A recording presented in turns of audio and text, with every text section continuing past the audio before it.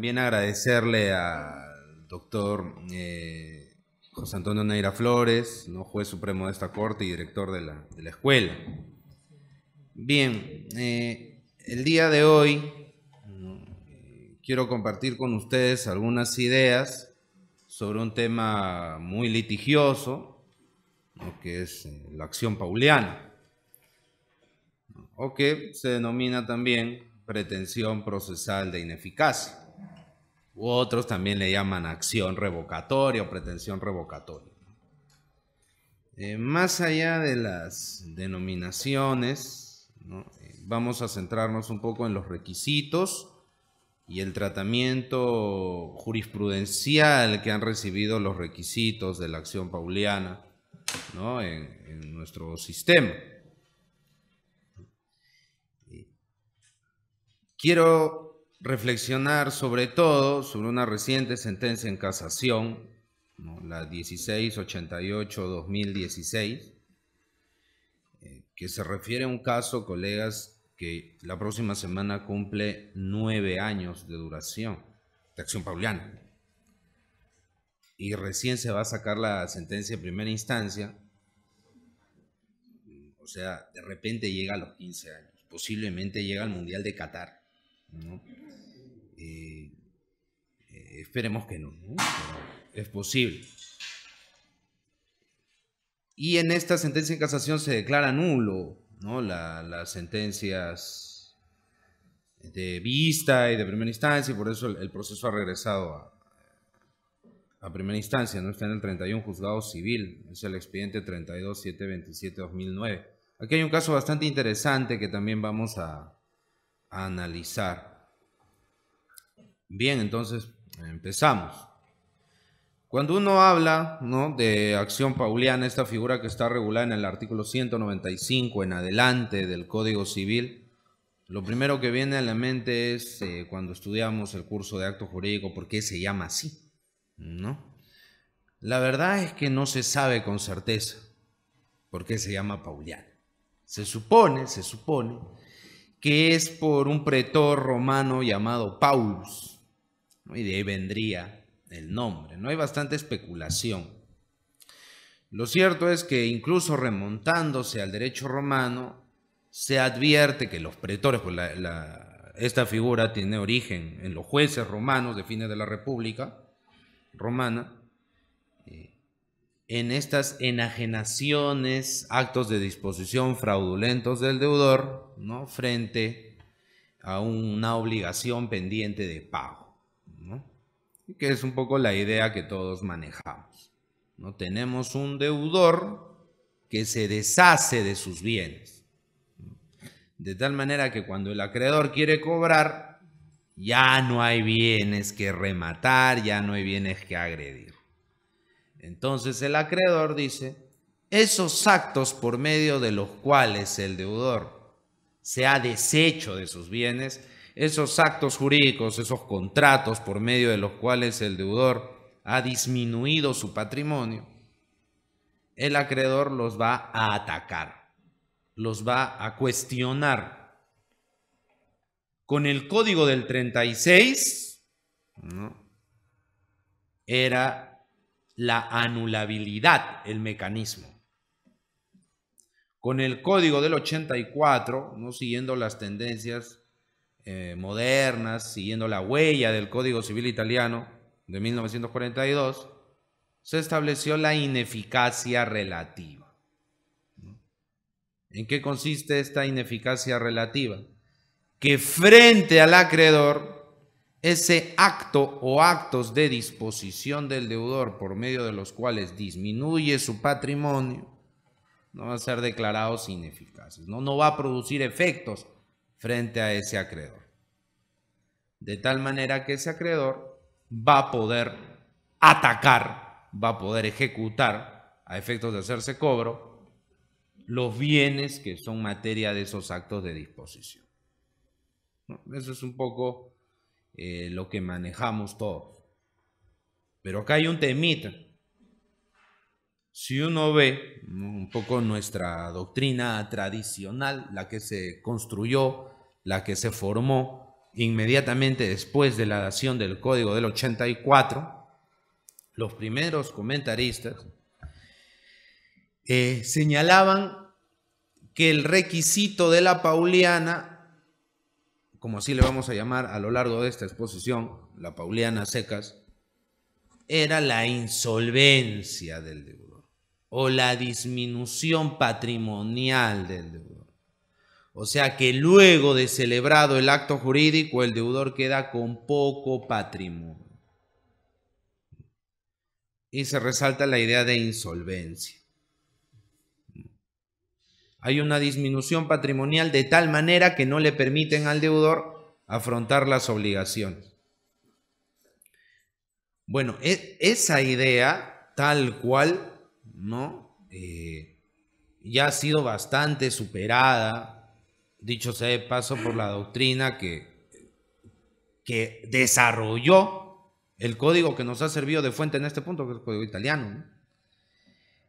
No se habla hoy de disminución patrimonial. No va por ahí el tema, mucho menos el tema de insolvencia. Y con un ejemplito muy simple es fácil darse cuenta. Supongamos, ¿no?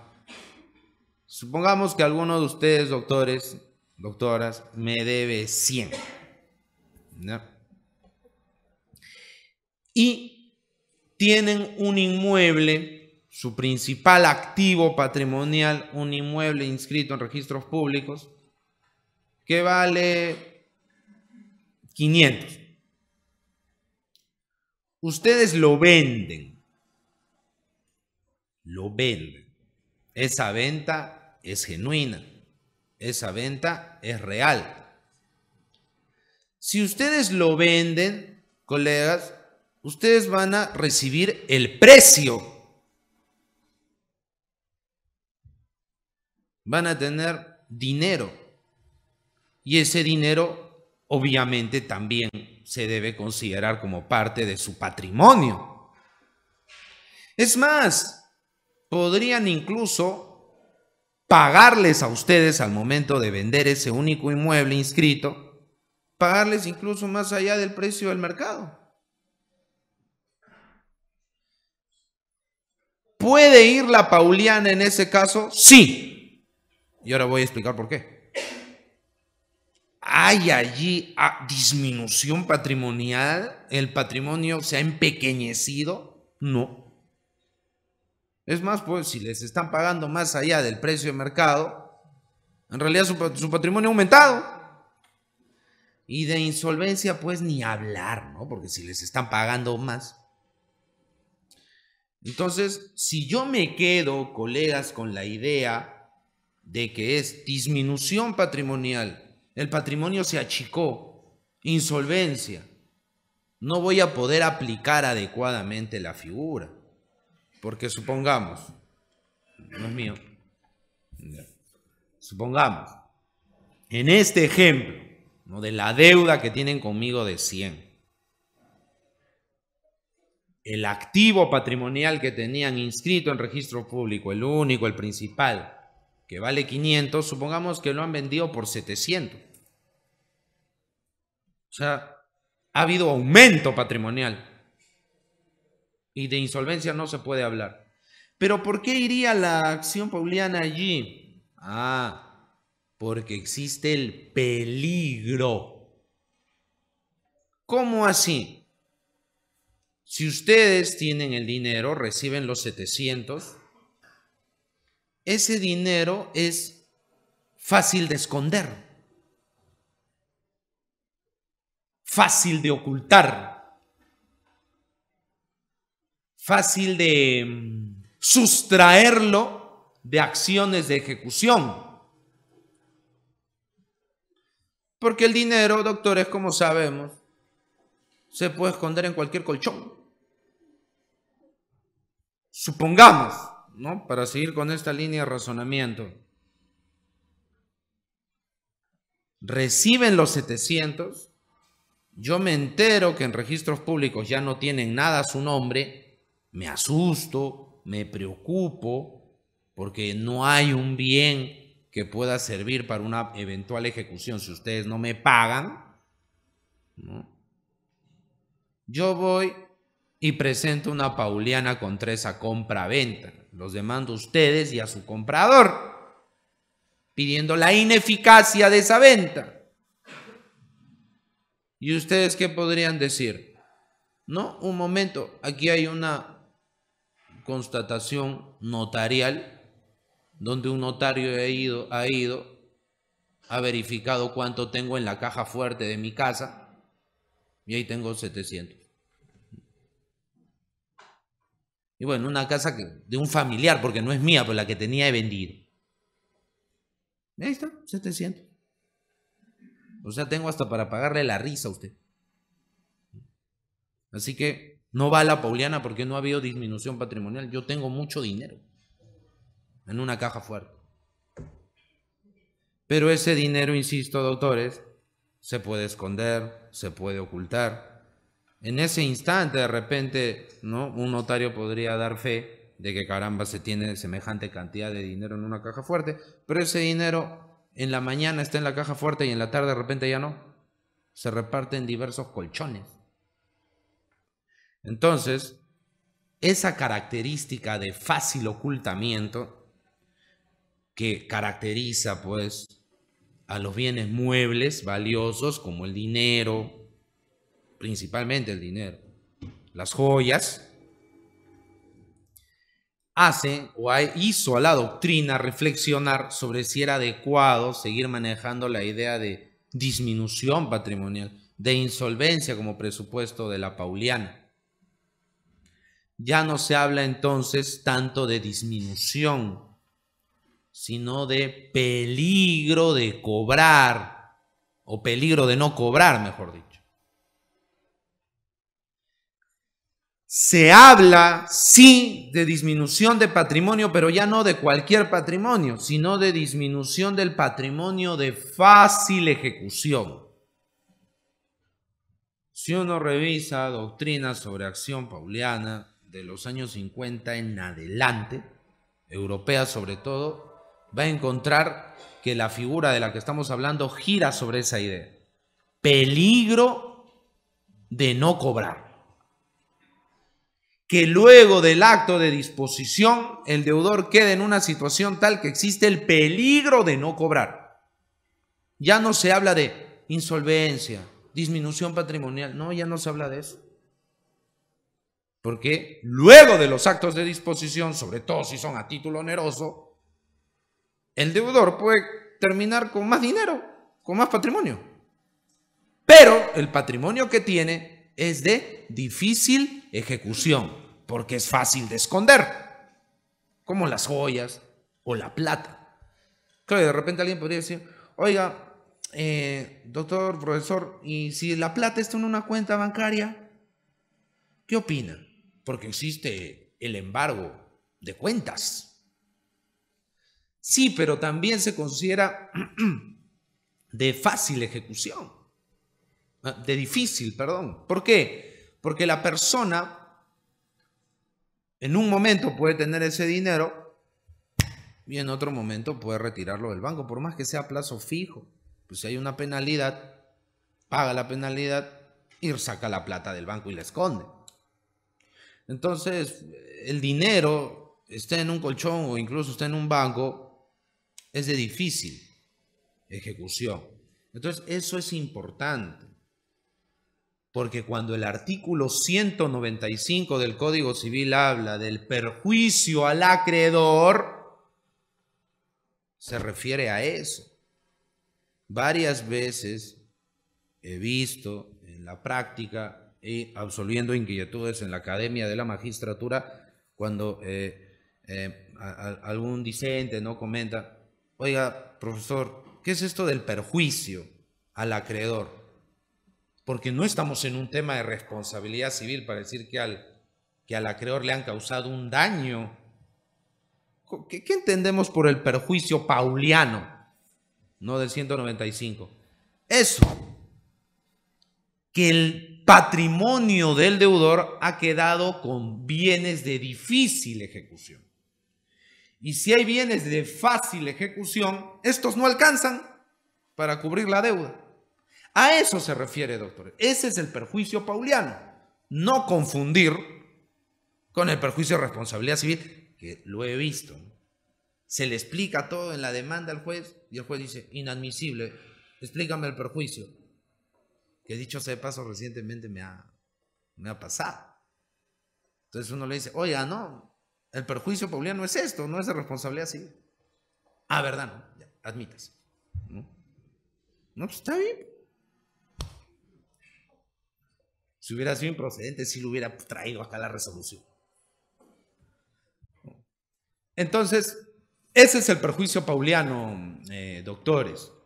Ya, los bienes, el patrimonio del deudor puede ser tremendo, pero si solo tiene bienes de difícil ejecución, tenemos un problema. Y bienes de difícil ejecución por excelencia, como dice Rosario Nicoló, Máximo Bianca, Juan Antonio Fernández Campos en España, autores que han estudiado esto con cierta profundidad, ¿no? Sobre todo este último, los bienes muebles ni hablar. O sea, suelen ser, no todos, suelen ser considerados como bienes de difícil ejecución, las joyas, el dinero, ¿no? Cosa que no sucedería tanto, y ahí lo pongo en condicional, con los bienes muebles inscritos. Cuando pide la pauliana, el acreedor, el deudor dice, no, yo sí tengo bienes suficientes. No, yo he ido al registro de propiedad inmueble y no tienes nada. No tienes ni un terreno, no tienes ni una choza, no tienes nada. Sí, pero tengo un carro. Se suele considerar que los bienes inscribibles son de relativa ejecución fácil. Entonces un deudor sí podría demostrarle al juez, hey, yo tengo bienes inscritos, muebles sí, pero inscritos. Y eso hace que sea más o menos fácil ubicarlos. Entonces no hay perjuicio pauliano. Ahora, otra situación que se suele dar, ¿no? Es qué sucede si yo tengo bienes inmuebles en el extranjero.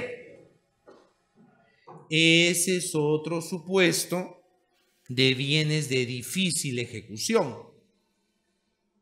Supongamos que yo soy un deudor, dispongo de mis bienes, ¿no? Y le digo al acreedor que me demanda, ¿no? Yo deudor demandado en pauliano. No, pero ¿de qué te quejas? Yo tengo unos inmuebles en Quito, ¿no? En San José, Costa Rica, ¿no? En París. ¿No?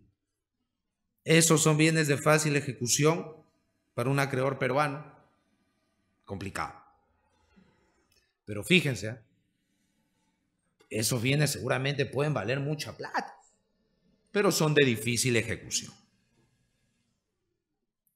Entonces, ese es el primer presupuesto de la pauliana, el llamado presupuesto objetivo, perjuicio al acreedor, que le llaman 195 del Código. Hay un latinazgo que se usa en la doctrina, en la bibliografía sobre el tema, ¿no? Eventus damni, tal como suena, evento dañoso, ¿no? Traducido al español, evento dañoso. Entonces, ahí se trata de verificar, doctores, no la disminución del patrimonio, ¿no? Ese análisis tan simplón ya fue hace varias décadas. Acá se trata de ver, ¿no?, el peligro para el acreedor. Y eso pasa porque el juez, o en el proceso de acción pauliana, se haga un estudio del patrimonio del deudor. Que se haga un examen y determinar si los bienes que tiene son de fácil ejecución o no. Y si hay bienes de fácil ejecución, ver si son suficientes en comparación a la cuantía de la obligación. Otra cosa importante aquí, y que tiene directa relación con la simulación, de lo que también espero pronto poder hablar. Estas dos figuras están bastante vinculadas. Es que el eventus damni del que estamos hablando ahorita, el perjuicio pauliano, elemento objetivo, requisito objetivo, presupuesto objetivo, es el único importante cuando el acreedor cuestiona actos gratuitos. Es el único importante, repito, cuando el acreedor cuestiona actos gratuitos. Y por esa razón, como dice el artículo 200 del Código Civil, y es una cosita que muchas veces se olvida y se pasa por alto, ¿no? Cada vez que se habla pues de la protección del crédito, porque queda claro hasta este momento que la acción pauliana es un mecanismo de protección de los créditos. Por eso en otros países se estudian obligaciones, ¿no? Aquí en el Perú, ¿no?, se estudian actos jurídicos, porque se le relaciona con el fraude a la ley, ¿no? Y hablaremos de eso también en un momento. Entonces decíamos, ¿no?, cuando el acto del deudor es un acto gratuito, entiéndase, donación o anticipo legítima, lo único que se analiza es el eventus damni. Lo único que es punto controvertido es el perjuicio pauliano. La buena o mala fe del tercero que adquiere cuando estamos ante un acto gratuito no interesa, no se analiza. Supongamos, ¿no?, nuevamente, yo soy el deudor, ¿no?,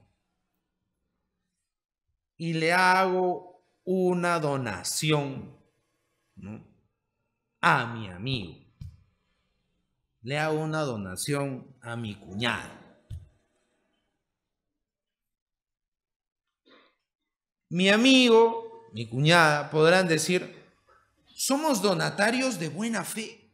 No sabíamos que Ford estaba disponiendo de sus bienes para escaparse de una deuda. No, nosotros somos donatarios de buena fe. Si son de buena o de mala fe no importa. A la ley no le importa. Y de hecho eso es lo que pasa en diferentes países. Por esa razón es que las paulianas contra actos gratuitos se tramitan como sumarísimos. Y por esa razón, y ahorita lo voy a explicar con un poquito más de detalle, es absurdo, es tremendamente absurdo, ¿no? Constituye un error, un craso error, demandar nulidades de acto jurídico que son donaciones gratuitos por simulación. Repito, por lo que estamos comentando, constituye realmente un error craso demandar nulidades por simulación de donaciones, de anticipos de legítimo. Porque primero, si es simulación, nulidad por simulación, eso va a ser un proceso de conocimiento, que como sabemos es largo. Y segundo, Dios mío, va a estar en principio un poco difícil demostrar la simulación de una donación.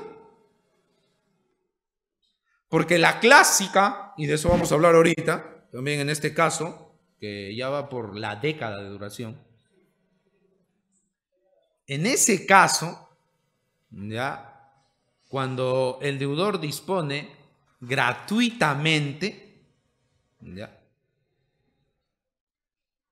si obró de buena o mala fe, repito, no tiene mayor relevancia. Pero si ha habido una supuesta simulación, lo que normalmente sucede es que no tenía patrimonio suficiente para celebrar ese acto jurídico, ¿no? Esa es la clásica.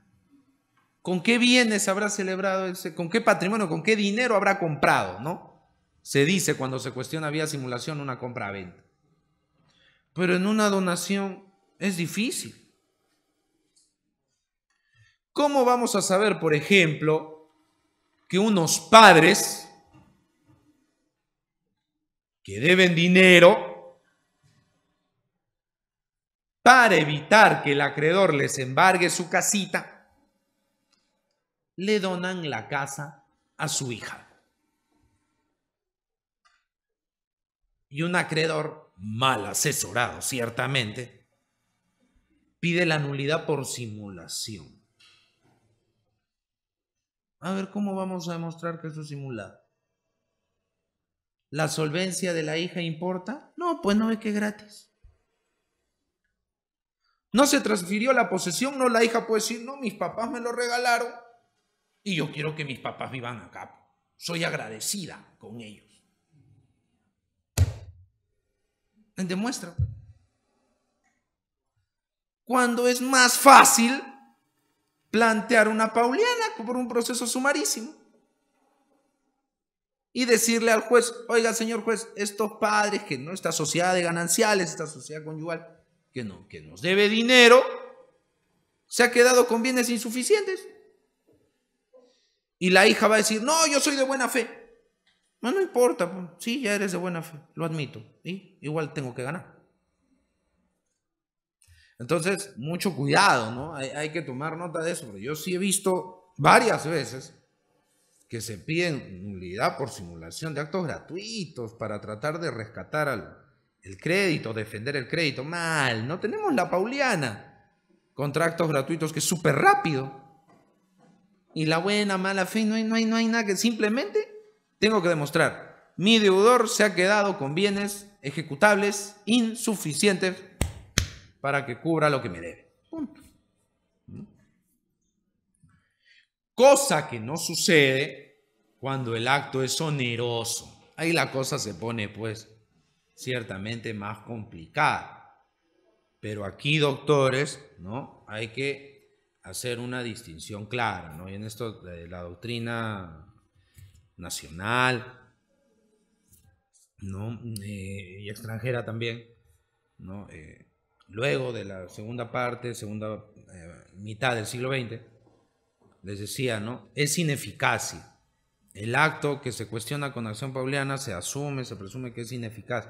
¿Esto qué significa? Que no es falso. El acto que se cuestiona no es ficticio, ¿no? Sino que es verdadero, que el acto que se cuestiona es genuino. Entonces, en un caso que vamos a conversar de un ratito luego de terminada esta cuestión teórica, en un caso de la corte de Tacna, la demandante dice, ese acto de mi deudor es ficticio, pero pide la pauliana. Eso, el juez del caso debió haberlo declarado improcedente, por falta de conexión lógica entre los hechos y el petitorio. Porque si tú dices que el acto de tu deudor es ficticio, entonces pide la simulación. Y la simulación es causal de nulidad. ¿Ya? La simulación, repito, es causal de nulidad. Y aquí no estamos ante un acto ficticio. Aquí no estamos ante un acto de mentirita. Aquí estamos ante un acto verdadero. Entonces, es un error plantear los procesos de paulianas tratando de hacerle ver al juez, ¿no?, que el acto es ficticio. Ese tipo de argumentación es completamente fuera de lugar. ¿Qué se le tiene que demostrar al juez cuando estamos ante el cuestionamiento de un acto oneroso? ¿Qué le tengo que demostrar? La mala fe del que adquiere. Pero esa mala fe implica, insisto, demostrar que es ficticio. No. Se trata de demostrar que el acto, siendo verdadero, ¿no?, se ha hecho en perjuicio del acreedor. O sea, me explico. Yo debo el dinero, ¿no? Supongamos, ¿no?, que tengo una deuda, ¿no? Supongamos que me he comprado mi colección favorita de libros, ¿no?, de derecho, ¿no? Y por eso, ¿no?, me pedí prestado, ¿no?, para comprarme los libros de, digamos, Gunter González, ¿no? Entonces, yo muy emocionado por esos libros, ¿no?, me presto plata con tal de comprar. Entonces he quedado endeudado. Entonces, ¿qué va a pasar? Yo tengo un inmueble, me van a querer embargar, ¿no? Entonces lo que yo hago es buscar de repente a algún amigo y le digo, mira, te vendo esto. Y esta persona sabe que yo tengo la deuda. Sabe que tengo la deuda. O, como dice el código, se encuentra en posibilidad razonable de darse cuenta de que yo tengo la deuda. Entonces, mi potencial comprador, ¿qué sabe? Que estoy endeudado y que con esa venta me voy a quedar sin bienes suficientes para cubrir esa obligación. Pero la venta, doctores, es real, es verdadera. ¿Y cuál es la lógica aquí? No tomando en cuenta el perjuicio pauliano. Yo le digo, ¿no?, a mi amigo, mira, prefiero vendértelo barato para quedarme con la plata que me vas a dar, porque la plata es fácil de esconder. Porque si no te lo vendo, me van a embargar y me quedo sin casa. Prefiero vendértelo a ti. Y el amigo dice, ya, bacán, claro, ¿no?, todavía me lo vas a vender rebajado. Ya, listo, procedamos, ahorita. Entonces, por eso se habla de un contubernio para perjudicar al acreedor. Hay una mala fe. Y aquí, si el latinazgo anterior era eventus damni, no este evento dañoso, el latinazgo ahora es el concilium fraudis.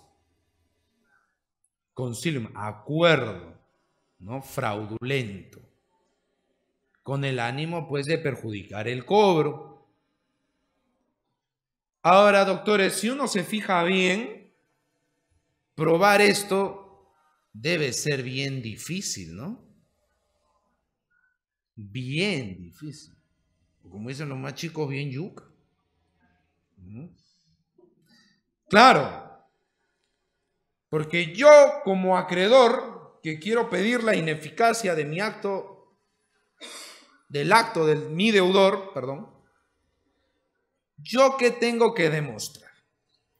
Que el que le compró, porque estamos hablando pues de paulianas, contratos onerosos, que aquel que le compró a mi deudor sabía de mi deuda, de mi obligación, de mi crédito. Pero no solo eso es suficiente, sino que también conocía del patrimonio del deudor, de la configuración del patrimonio de mi deudor. Y ahí esa es la pregunta, ¿no? Cuando uno compra un inmueble, ¿investiga a ese nivel a su vendedor? ¿No?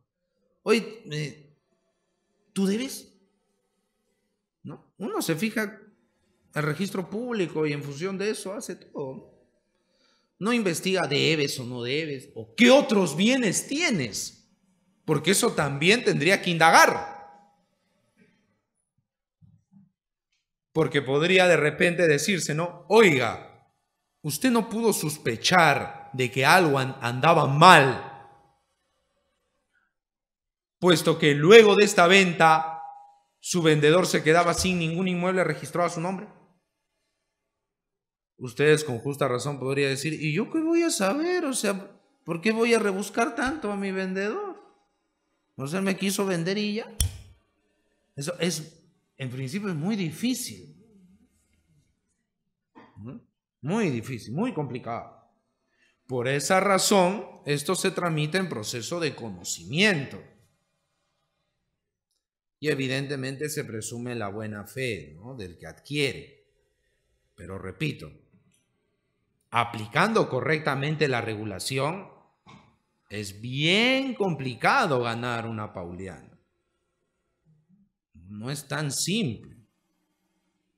O no debiera ser tan simple. Porque, vamos a ver, para un sector de la jurisprudencia, son hermanos. Ya, listo. Mala fe. Oye, claro, es su hermano. Seguramente han concertado. Pero la pregunta es, ¿no? A ver, todos los que estamos aquí, ¿sabemos realmente a cabalidad, ¿no? el patrimonio de nuestros hermanos? ¿Nuestros hermanos conocen nuestro patrimonio? Creo que quien podría encontrarse en una situación así, por ejemplo, sería no un familiar, sino, por ejemplo, un contador. Supongamos que demandamos a nuestro deudor, ¿y quién es el comprador de su único bien registrado? Su contador. Ahí la cosa es ya diferente, ¿no? Entonces, repito, no se trata de que, están más o menos vinculados. Eso no debiera ser suficiente. Tengo que demostrar, repito, dos cosas. O sea, tengo que conocer los débitos, ¿no? Yo como tercero que adquiero del deudor demandado, yo como codemandado. El demandante me tiene que demostrar que yo conocía los débitos y los bienes del que me transfirió.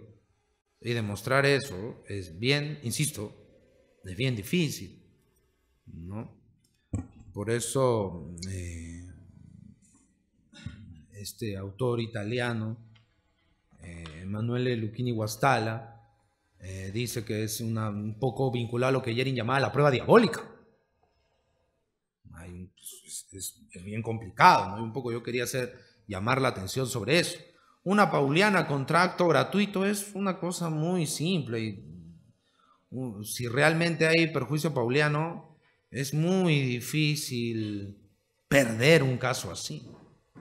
Pero pauliana contra acto oneroso sí es algo complicado, o debiera ser algo complicado, ¿no? Sin embargo, como acabo de adelantar, parece que un sector amplio de nuestra jurisprudencia como que no capta bien esos puntos, ¿no? Muy bien. Dicho esto, vamos a conversar un poquito, ¿no? de este par de casitos que quería problematizar.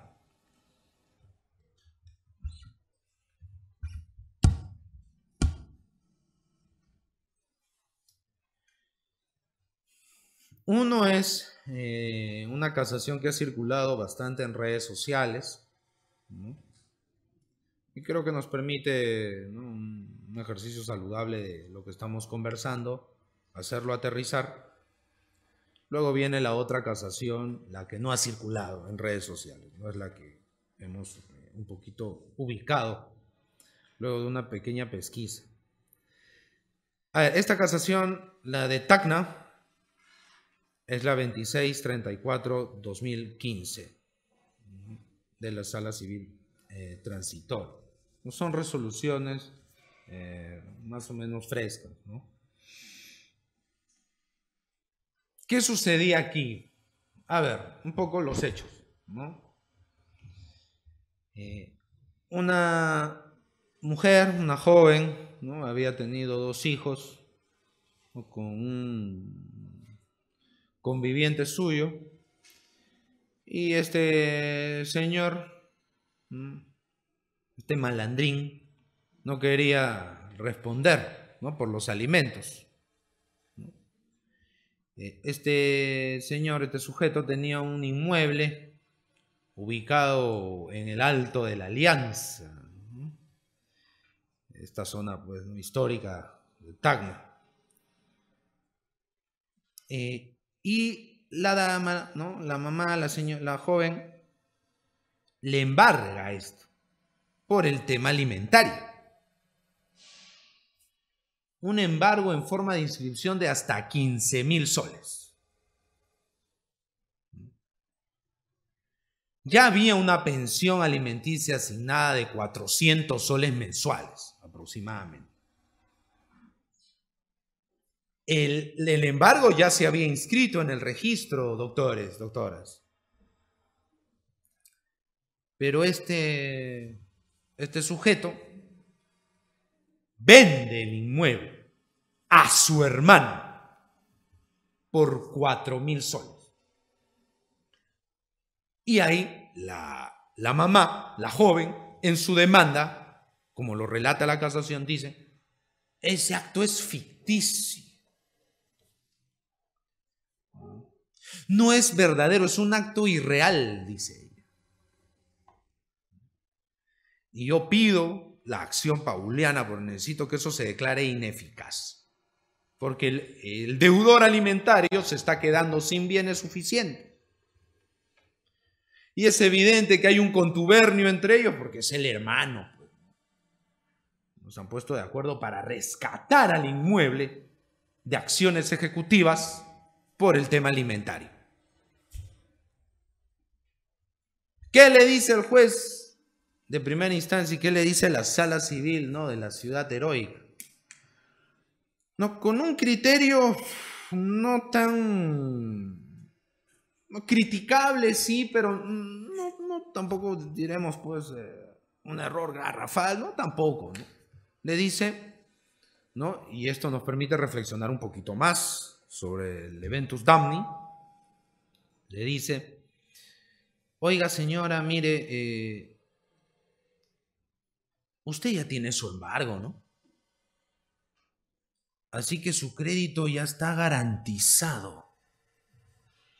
Porque aunque este pillo haya vendido la casa, usted igual va a poder ejecutar. Porque ya está embargado, y cuando está embargado, el embargo, como todos sabemos, como la hipoteca, tiene un efecto persecutorio. Así que la verdad, señora, con todo respeto, no sé de qué se queja, porque no hay perjuicio. En la lógica, no habría perjuicio pauliano porque la deuda está suficientemente garantizada. Esa es la lógica de la Corte Superior de Tacna. En resumen, ¿no? Yo ya les he dado el número, repito, 2634-2015, ¿no? Y yo sugiero, ¿no?, como paréntesis, colegas, ¿no?, y es un poco lo que hemos tratado de hacer aquí con la casación con el casito de fondo que he traído para discutir un poquito. Uno ve en el sistema de la Suprema la casación, pero en la pestaña de seguimiento de trámite uno puede notar el número del expediente en Corte Superior. Y para entender bien una casación, lo ideal es ver las resoluciones antecedentes, la de vista y la de primera instancia, porque ahí uno ya tiene un panorama un poquito más completo, ¿no? Es una pequeña sugerencia, ¿no? Cierro paréntesis.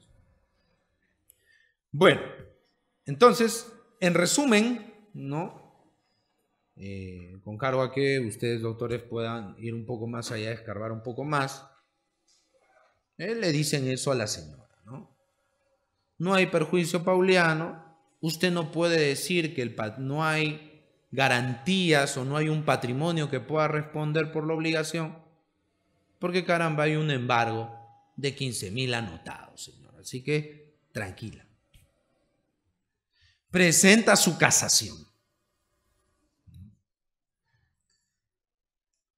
Y de una forma que no voy a catalogar de sofisticada, ¿no?, en esta sentencia en casación se anula las decisiones, ¿no?, y se le regresa al juez de primera instancia para que vuelva a sentenciar.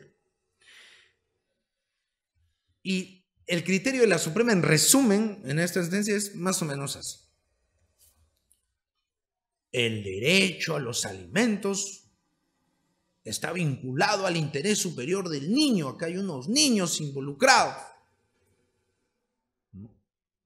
Así que el embargo no tiene por qué impedir el triunfo de la pauliana. Porque aquí, y esa es la interpretación que hace la Sala Suprema, aquí parece que porque como hay embargo ya es imposible plantear la pauliana. No, esa no debe ser la interpretación, porque los alimentos velan por derechos fundamentales. no me parece un razonamiento especialmente adecuado. Pero sí coincido con el resultado. ¿Por qué? Porque como todos sabemos, la pensión alimenticia es variable. Y el monto de la obligación puede aumentar. Y puede suceder que los 15.000 resulten ser algo diminuto. Oye, esos niños, esos dos niños, con 15.000, pues no se les va a asegurar hasta la mayoría de edad, pues. O sea, sí habría un perjuicio pauliano. Yo tendría que analizar que el embargo por 15.000 es insuficiente para garantizar adecuadamente el pago de todos los alimentos. Máxime que este pillo, pues este pícaro no es precisamente un buen padre. Por allí debió haberse construido el argumento. Y evidentemente hay que extrapolar esto a casos que no sean pues alimentos, ¿no? Porque, por ejemplo, podría suceder que haya un embargo, que haya una hipoteca, que haya una anticresis, qué sé yo, y que el deudor le diga al acreedor: oye, ¿por qué me planteas la pauliana si hay hipoteca? ¿Por qué me planteas la pauliana si hay embargo? Si hay anticresis, si hay garantía mobiliaria.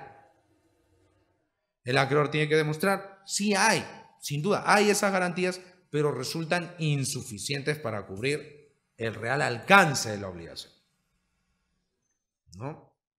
Entonces, no me parece tan pertinente esto de que el interés superior del niño, derechos fundamentales, ¿no? La sociedad depende de los niños, ¿no? Razonamientos de ese tipo, ¿no? No va tanto por ahí. Podemos ser mucho más simples y claros, ¿no? La obligación alimentaria no se reduce a los 15.000. ¿Ese embargo va a garantizar adecuadamente toda la obligación alimentaria? No. Y listo. Ese debió haber sido, creemos, el razonamiento. Y bueno, habría que hacer seguimiento cómo termina ese caso. Tal como lo ha redactado la Suprema, todo indicaría pues que la Corte tagneña va a aceptar, ¿no? Va a aceptar la pauliana. Bueno, vamos, ¿no? al otro caso para ir cerrando esta pequeña conversación sobre este tema tan interesante. El 13 de agosto del año 2009 se presentó la demanda en este caso. El 13 de agosto. Yo recién me había colegiado. O sea, hace tiempote, ¿no? Y actualmente se está tramitando en el 31 Juzgado Civil. Ha entrado a tallar ahí la cuarta Sala Civil. Y bueno, la Sala Civil Transitoria de la Suprema en la casación que acabo de comentar, ¿no? La 1688-2016, Lima, ¿no? Y digo 13 de agosto porque estamos a una semana de que se cumplan 9 años, ¿no? El expediente es 32.727-2009, que no me odie nomás el juez, ¿no? No es responsabilidad ahí en particular de él, pues este caso es antiguo, ¿no? En realidad, al final del día, ninguno de los magistrados que ha participado es responsable, ¿no? Es toda una serie de circunstancias. Y aquí, doctores, en realidad yo quiero recordar unas palabras muy interesantes que dio el magistrado José Luis Carrillo, un destacado magistrado de Huánuco, por el Día del Juez, sobre la importancia de la educación legal, ¿no? En todo este problema pues que todos conocemos, ¿no? Y el rol que le compete a la formación académica, ¿no? Para que se manejen mejor los casos. Como vamos a ver enseguida, si se hubiera tenido claro un puntito de acción pauliana, este proceso no debería haberse alargado tanto. En todo caso, hubiera durado bastante menos. Y eso empieza ciertamente por los abogados, ¿no? Por las demandas las hacen los abogados, no los jueces, ¿no? que es la improcedencia de las paulianas o la imposibilidad de plantear paulianas contra actos solutorios. Artículo 198 del Código Civil. Pero bueno, vamos a los hechos del caso. Son un poquito complejos, no tanto, un poquito nomás. Voy a tratar de, al igual que en el caso de Tacna, tratar de limitarme solamente a lo importante, ¿no? Igual estoy dando los números para que ustedes, colegas, hagan su propia pesquisa. Sugiero bastante leer las resoluciones de este caso, ¿no? Para contrastar lo que estamos conversando. Bien, acá tenemos una deuda, ¿ya? Vamos a hablar de tres, no voy a dar nombre a las empresas, no vamos a hacer una... Ya he dado el nombre de los números. Tenemos el acreedor, el deudor y el tercero que adquiere bienes inmuebles del deudor, ¿ya? El acreedor y el deudor están vinculados por una obligación de alrededor de $1.300.000. Y esta deuda, dicen los antecedentes, se remontaría a enero del año 2007.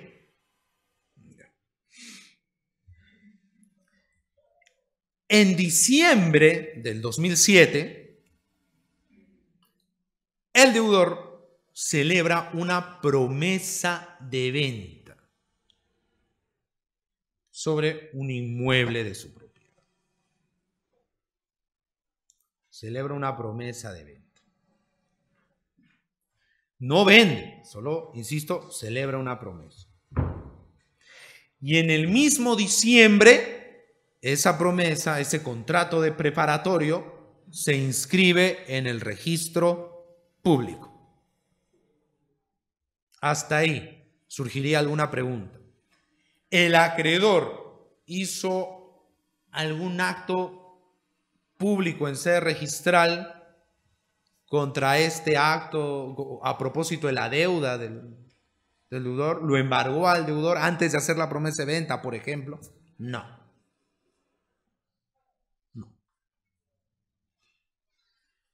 ¿Cuándo viene el embargo? Después de la promesa de venta, después que se inscribe. Y luego del embargo, ya estoy siendo bastante resumido, colegas, para no perdernos, ¿no?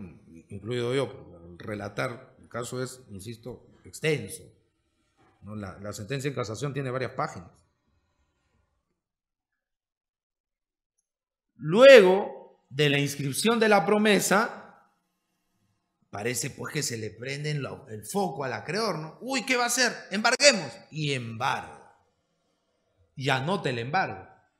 Y sí puede anotar el embargo, pues porque como es solo una promesa de venta, el bien a nombre todavía de quién está, del deudor, pues. Y luego del embargo se celebra el contrato definitivo de compra-venta.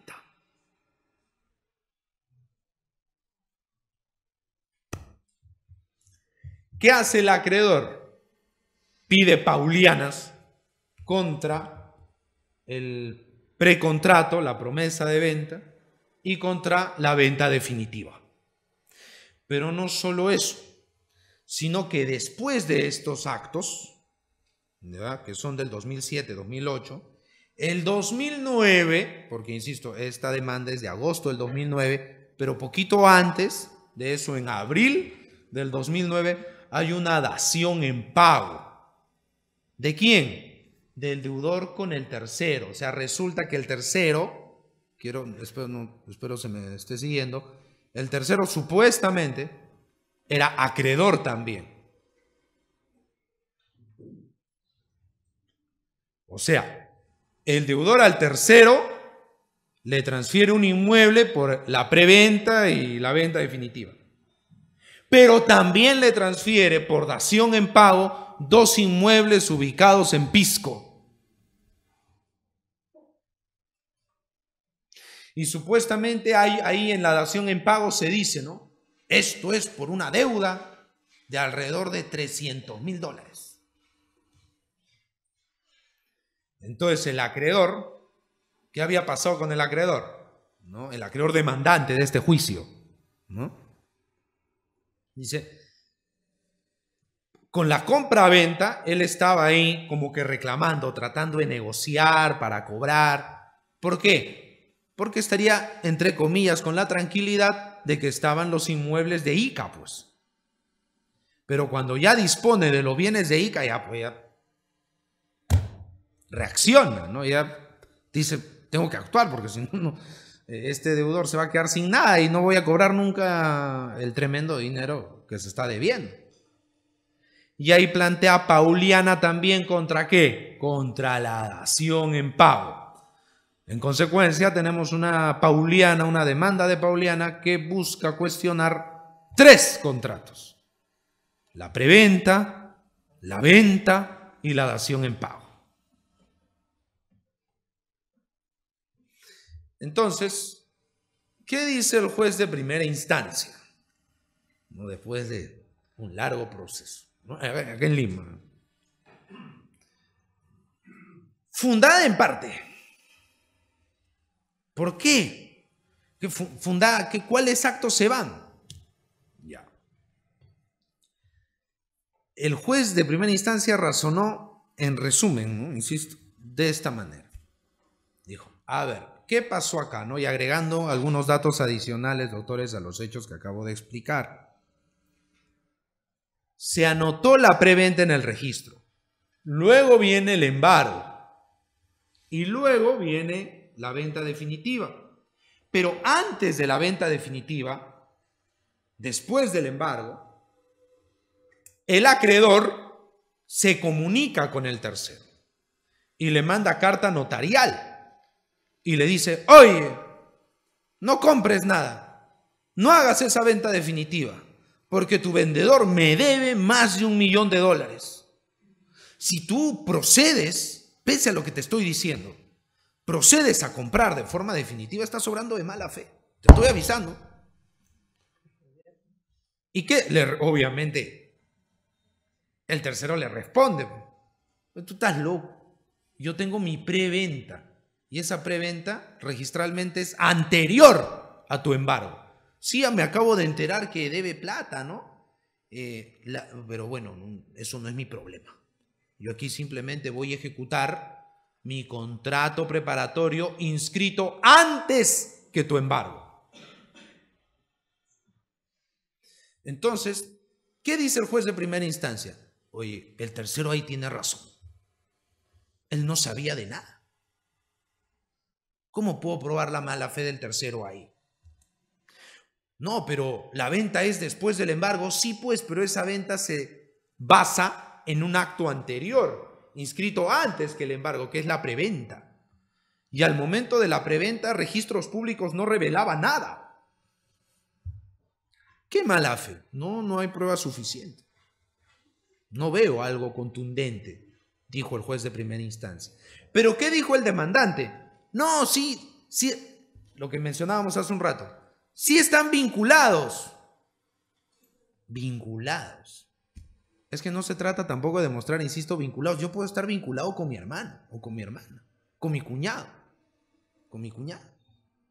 Pero no se trata de demostrar, colegas, vinculación. Se trata de demostrar que la persona se encontraba en posición de saber los alcances de los débitos y bienes del deudor. Porque ¿qué sucede acá? ¿Qué dice el demandante? Dice, señor juez, ellos domicilian en el mismo sitio ante SUNAT. Tienen el mismo domicilio fiscal. ¿No le parece raro, señor juez? Hay vinculación. Pero el juez dice, para mí eso es insuficiente. Además, ¿qué habían demostrado los demandados? Que compartían el mismo domicilio fiscal porque había entre ellos un arrendamiento.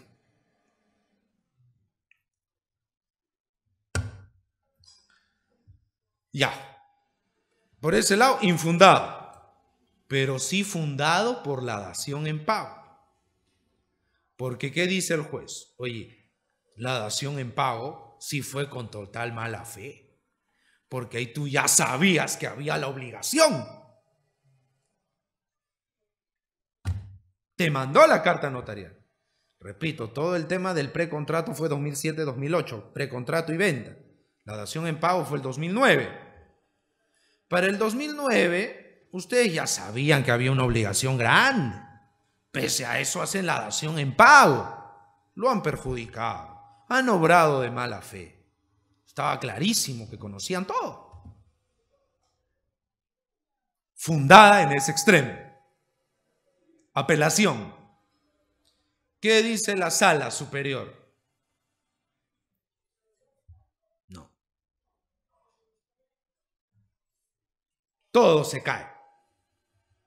No por nulidad, sino que me refiero a que todo es infundado. Todo se tiene que caer. ¿Qué dice la sala superior aquí? Esta primera sentencia, pues ya sabemos que va a venir una segunda, en este caso todavía no termina, ¿no? En esta primera sentencia, la sala superior, ¿no? La cuarta sala civil, dice, mira, el tema del precontrato y el contrato definitivo está clarísimo que demostrar la mala fe ahí no hay nada. No hay nada. Y segundo, tampoco veo mala fe en la dación en pago. Porque yo no advierto, o no advertimos, ¿no? El colegiado, no advertimos un ánimo de defraudar el pago al acreedor demandante de este proceso.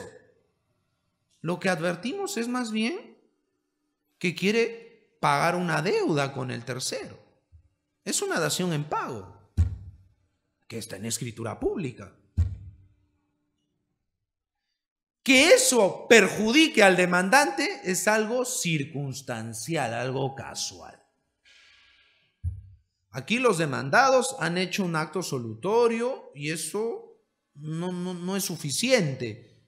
Conocían, es verdad, la obligación, pero ellos, este acto de dación en pago se hace, valga la redundancia, para pagar la deuda con el tercero. No para perjudicar al acreedor demandante. Si el acreedor demandante sale perdiendo, pues mala suerte. Es algo más que nada por el azar, digamos. Por eso no advertimos mala fe, dice la sala superior.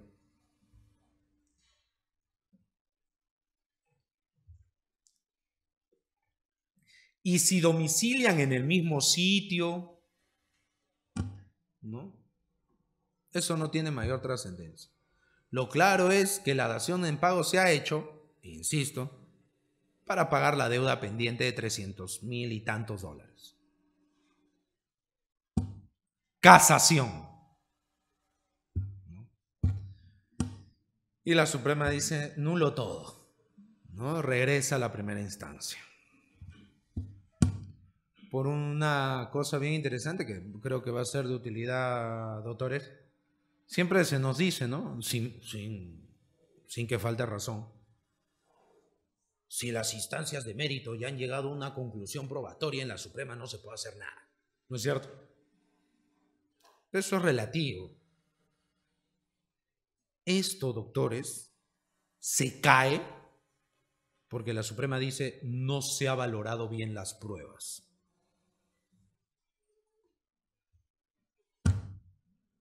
Porque si seguimos el criterio tradicional, eso no podría ser posible. Es por un tema procesal que se cae. Y no cualquier tema procesal. Es por el 197, la valoración conjunta y razonada de los medios de prueba. Porque ¿qué dice la Corte Suprema, no? Y aquí quiero traer a colación, doctores, el 9º pleno casatorio y el pleno casatorio que ya se viene, que es el 10º, ¿no? Que viene de la Corte de Lima Este.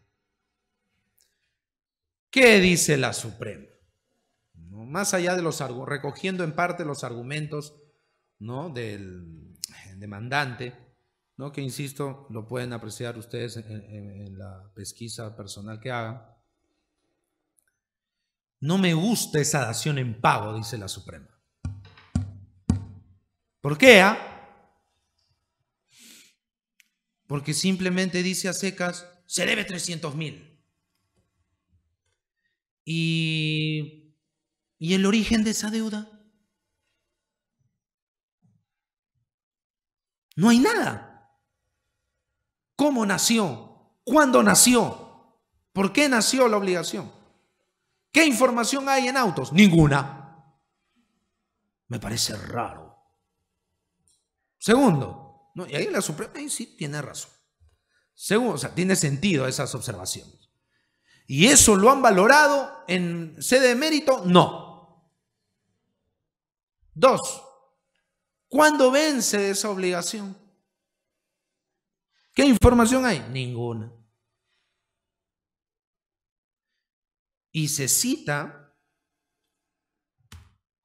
una sentencia en casación no vinculante, un poquito anticuchita. ¿No? Aquí la tengo, doctores, ¿sí? La 3623-2003 de Lima. 3623-2003 de Lima. Y creo que aquí, sí, repito, sí, 3623-2003 de Lima. Que aquí, en mi opinión, ¿no? Ya antes de entrar al análisis final, está un poco el kit del asunto. ¿Qué dice la Corte Suprema en esta casación que acabo de citar, ¿no? Del año ya 2003, ¿no? Emitida por jueces supremos que seguramente ninguno está, ¿no? Actualmente. Dice lo que conversamos. La Pauliana no va contra actos solutorios cuando la obligación conste en documento de fecha cierta. Me explico. La dación en pago, por ejemplo. Yo soy deudor y mi acreedor me dice: hey, Acción Pauliana, ¿estás disponiendo? No, señor, estoy pagando. Usted no es mi único acreedor. Estoy pagando a mi acreedor tal. ¿Va la Pauliana ahí? No. ¿Y qué dice el código en el 198? Parco, no el código peruano, ahí es parco. La obligación tiene que constar en fecha cierta. Pero ¿qué dice esta casación? Pues mucho antes del noveno pleno, que lo quiero traer a colación porque es importante. Dice, no, cuidado. Es cierto, la obligación tiene que constar en fecha cierta, pero también en ese documento de fecha cierta donde está la obligación debe haber una referencia a los antecedentes, a la fuente de la obligación, cuándo vence, forma de pago y demás. ¿Por qué vengo mencionando desde hace un ratito al noveno pleno? ¿No? Que me parece a mí, tendría que tomarse en cuenta, no tanto por el juez del 31 juzgado y la sala, que, ¿no? Los órganos jurisdiccionales que ya se han abocado a este tema. Difícil que la sentencia del año 2003 que he mencionado lo diga, pero actualmente se tiene que decir. ¿Por qué no dices de frente que la dación en pago te parece nula? Y te parece nula de forma manifiesta. Cosa que permite el noveno pleno casatorio civil, que cuando el juez nota que un acto jurídico que tiene una incidencia directa en el resultado del juicio, del caso, el juez nota que es posiblemente nulo, el juez de oficio tiene que plantear una discusión al respecto. Noveno pleno entra acá, por las consideraciones que ha sacado la Suprema, ¿no? A mí me parece sumamente razonable que en esta casación se diga eso. Pero también, ¿dónde ha habido la dejadez? Es que, doctores, en ambos casos estamos ante actos solutorios. Esta compra-venta definitiva es pago del precontrato. Es cumplimiento de la obligación. Y por el 198 la Pauliana contra eso no va. Y contra la dación en pago tampoco iría por el 198. En alguna de las instancias aquí se hace un análisis del 198. No está el 198. Ahí de refilón lo dice la Suprema cuando creo que debió haberle dado más atención. No va contra actos solutorios, salvo que evidentemente se considere que el acto solutorio es nulo. Y ahí se encaja la discusión y fin del tema. No necesitamos más de 10 años para resolver eso. O sea, aquí se ha pasado el 198. Ahora, la Sala Superior tiene razón, y claro, salió cuando antes del 9º pleno, cuando dice, la dación en pago está ahí, y ese razonamiento no lo refuta la Suprema. La Sala Superior dice, no, la dación en pago no la puedo cuestionar porque no es materia de este proceso. Interesante. ¿Han pedido la nulidad de la dación en pago? No. ¿Han cuestionado la validez de la dación en pago? No. Y la Suprema no corrige eso. La Suprema simplemente dice, en la 3623-2013 se ha dicho esto. Hay que tomarlo en cuenta. Oye, pero la Sala Superior dice que no lo toma en cuenta por un tema de principio de congruencia. No han pedido la nulidad de la dación en pago, entonces la dación en pago se reputa válida. Pero más allá del análisis que ha hecho la Suprema acá, que es interesante cómo ver el tema de los actos solutorios, ¿no? El tema del 9º, la nulidad de oficio. Porque está claro que aquí para la Suprema, con justa razón, no creo que en eso vamos a coincidir, le parece que la dación en pago huele mal, huele a trucho, ¿no? Ahora, ¿por qué he traído a colación el 10º? Porque como sabemos, el recientemente convocado 10º pleno casatorio, ¿de qué va a hablar? De la prueba de oficio. Las partes, presentar nuevas pruebas acá está medio complicado. Miren, el proceso es súper antiguo, la etapa postulatoria acabó hace tiempo. Pero el juez de oficio puede decir, oye, esta dación en pago me parece que huele mal. ¿No? Voy a investigar el origen de esto. Porque claro, tal como lo plantea la Suprema, esta dación en pago no es solo dación en pago, sino también reconocimiento de obligación.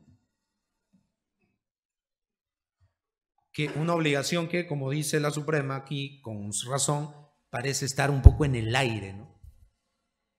Claro, solo que no lo dice porque en ese momento no había 9º pleno, ¿no? Pues la sentencia es de fines del 2016, no publicada en el 2017, ¿no?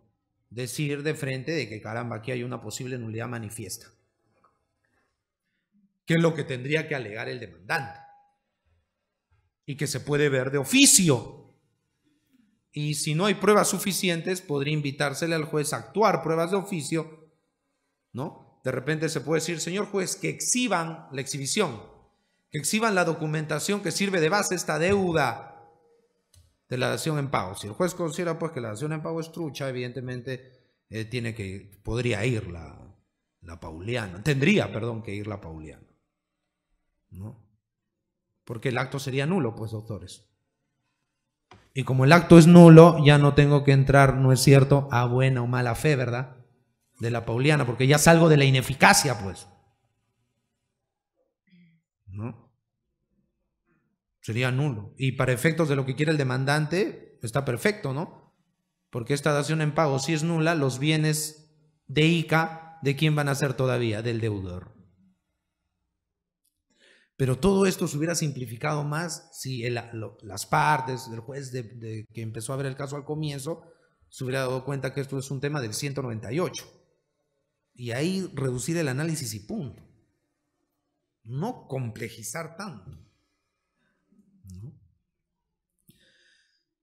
Bueno, doctores, he notado vuestra suma atención a esta disertación, les agradezco muchísimo, creo, ya son varias veces, ya perdí la cuenta, en las que el magistrado Neira me da la oportunidad de estar aquí con ustedes. Espero antes de fin de año, no estábamos conversando con la doctora Kenia, de la posibilidad de repente de ver un tema de responsabilidad civil de los jueces, que ya se tocó previamente aquí en la escuela, dar de repente un punto de vista diferente y tocar también el tema ¿no? del instituto primo a nivel práctico de la Pauliana, que es la simulación, ¿no? Es otro tema súper común, ¿no? Cuando se habla de invalidez e ineficacia del acto jurídico. Dios mediante, pues espero eso sea pronto y muchas gracias por vuestra atención, colegas. Buenas noches.